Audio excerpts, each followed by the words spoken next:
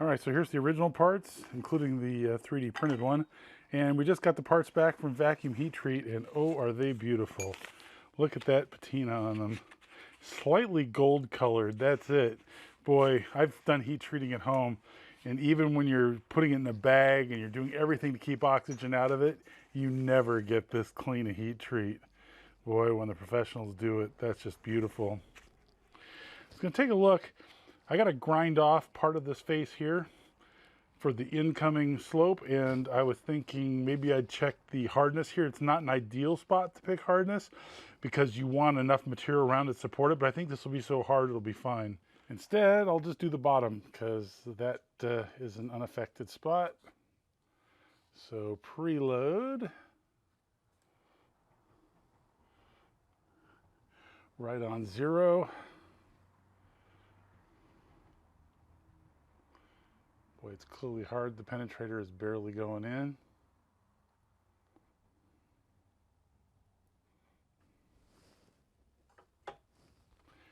And Rockwell 57, which is what they said. They used the standard D2 heat treat, not the optimal for hardness, but the optimal for dimensional stability. So that's a good sign. I got all the parts in place. So I'm going to mark all the places where these need to be relieved. So we've got this inside face for incoming, inside face for incoming. You've got this face right here for incoming. You've got this face over here and this face over here.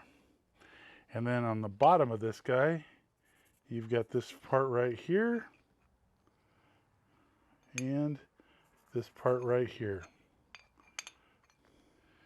So we're going to head over to the surface grinder and remove some material. Here's a little math you probably didn't want. So I have a sign plate, a magnetic sign plate that is 10 centimeters, which is 3.937 inches approximately. And sine of 25 is opposite over hypotenuse. Sine 25 opposite over hypotenuse. Multiply by 3.937 on both sides. You'll leave opposite on one side, and 3.937 times sine of 25, which works out to 1.6639. Now here's how I figured out the gauge block stack. My gauge block set, my working set that I just for non-precision, super precise work. This gauge block set is missing some pieces. It's missing all these and all these. And it was actually going to be more expensive to replace the missing ones than it would be by a whole nother set, which I have working sets. I'm trying to make this one work. So here's what I did. 1.6639, you start with the least significant digit. That's a 1.1009 block. And then you subtract that off, which leads 1.563. So then I thought, okay, 0.143 would take the 3 off of that there and remove the most off of that number. So I added a 0.143, subtract, that leaves you 1.42. Then I have a 0.4 block. I didn't have a 0.5 block. I was missing that one, or 0.550. So subtract 0.4 leaves 1.02. Then I have a 0.120 block, which will remove this 2.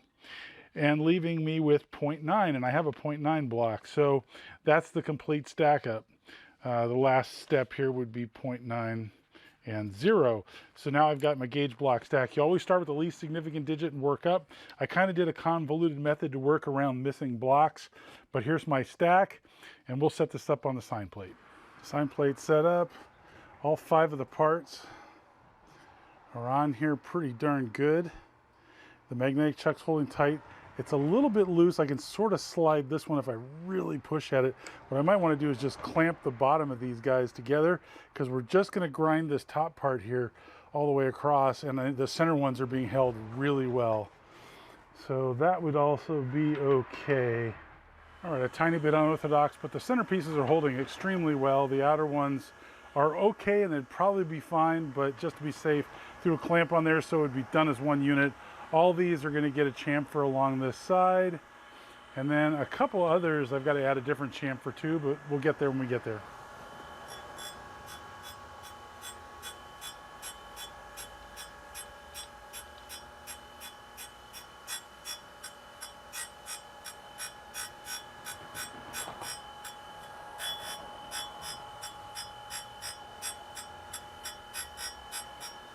I just realized this is the hard way. You know, if I go the long way instead and rotate the chuck 90 degrees, I'll get where I want to go without having to do 100 passes back and forth just to do one drop down on the Z-axis.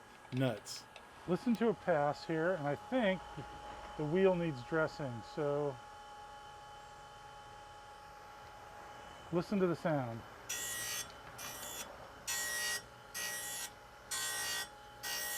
2,500 steps of cut, about 50,000 step over.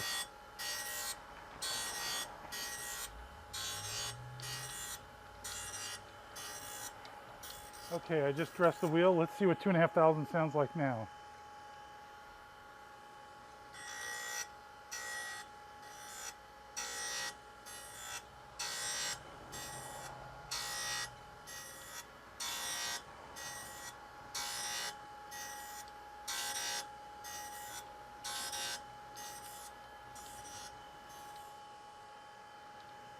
A little bit different. Not a lot. I don't know if you can see it, but the finish where it's cutting is not quite as smooth, but as the rest of the wheel just starts removing tiny amounts because it's not worn, it removes just tiny amounts and the finish gets better and better until when the whole wheel passes through, if it isn't, you know, in need of dress, then you end up with a really nice finish. So I think that's going to be a good enough lead-in chamfer. And so I need, there's a couple more chamfers I need to do, but they're on the long side. So I got to figure that out. So I'm going to take this off. I'll be right back. I don't think these two strictly need the chamfer because the part doesn't actually touch it, but it might make it easier. So we're going to do it. We'll make a mild one for this one.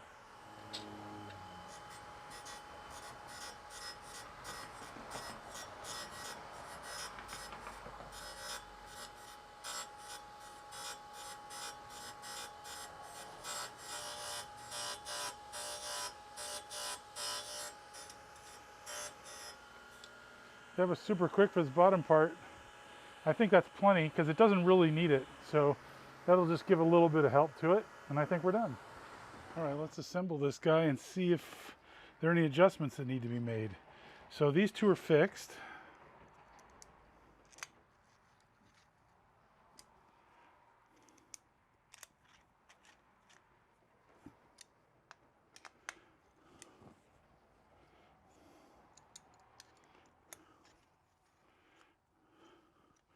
Wow, I'm really surprised that it fits that well. It's perfect. Absolutely perfect, considering I had to calculate based on the part itself. Okay. This part is floating, this part is floating. This guy here should fit here. That's a good sign.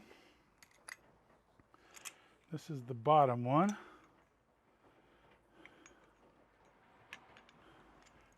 Looks like I might have made it a little too tight, close a fit. I don't know, we'll see. Let's see. Okay. And this one would be the last one here. Would go in here.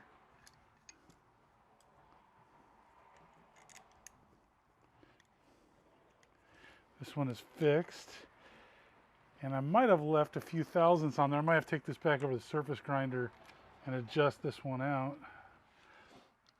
I don't think I have enough of a corner radius, so I'm gonna have to take this over the belt sander and put more of a radius because it can't, I don't think it comes far enough back. By the way, while I was working on one of the bottom ones, this guy here, I was chasing the threads with a tap. It was a solid carbide tap, going gently, and the tap shattered. Of course, it shattered after it was in a ways. Isn't that how it always works?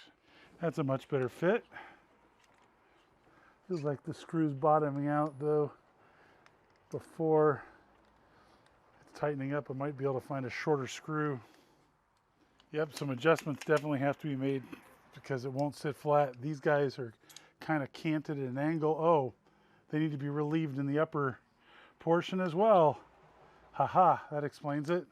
All right, here's the smart end of the laser welding setup. 2 chillers, 2 3 kilowatt Raycus fiber lasers, and a transformer down below to go to 408 three-phase, I think.